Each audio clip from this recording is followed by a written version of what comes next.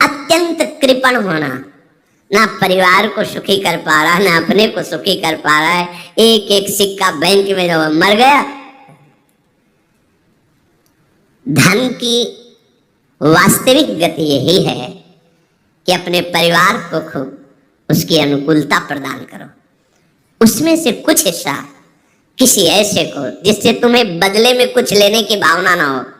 कोई साधु महात्मा, गाय, पशु पक्षी, किसी भी जीव बीमार है शरीरधारी, उसके जिससे कुछ कभी लेने की भावना न हो, एहसान की भावना न हो।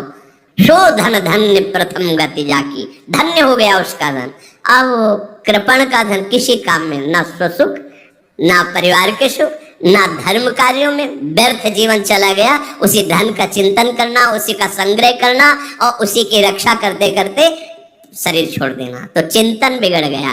तो कह रहे हैं जो कृपणता है और अर्थ और काम की प्रशंसा, उसी की चर्चा, उसी का चिंतन, रुपया और भोग, उसी की चर्चा कर, जहां बैठे रुपया की चर्चा, भोग की चर्चा, जहां एकांत में बैठे उसी का चिंतन, कैसे रुपया बढ़े, कैसे भोग मिले।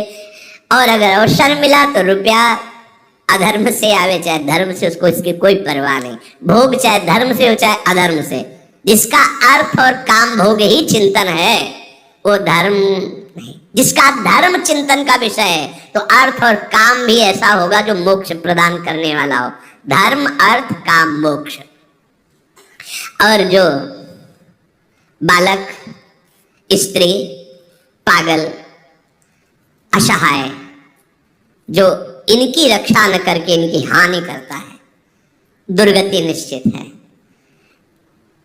माना आपकी पत्नी है, उसका स्वभाव बिगड़ा हुआ है, क्रोधी है, कटु वचन बोल, लेकिन आपके ही प्रारब्ध के लिए, माना आपका पति ऐसा स्वभाव वाला है, पर आपके ही प्रारब्ध से तो संयोग बना है आकर, अब इसका निर्वाह कर ले जाओ तो पवित्र हो जाओगे दोनों।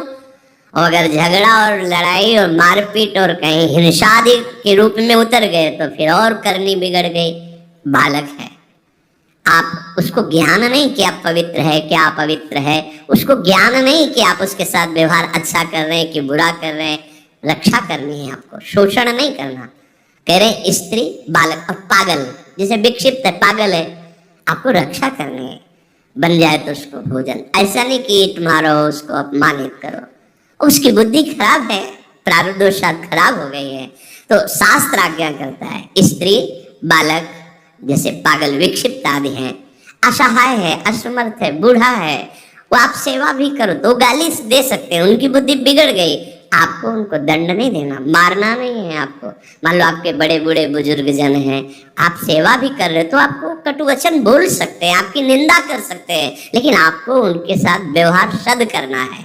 अगर आपने इन दोषों को स्वीकार किया तो निश्चित आपकी दुर्गति होगी, न इस लोक में आपको शांति मिलेगी न परलोक में। इसलिए इन दोषों को बार बार सुन करके और हृदय में जांचो कि कहीं है तो नहीं, अगर है तो सत्संग, भजन बल, भगवत प्रार्थना के बल से इन दोषों का त्याग कर दो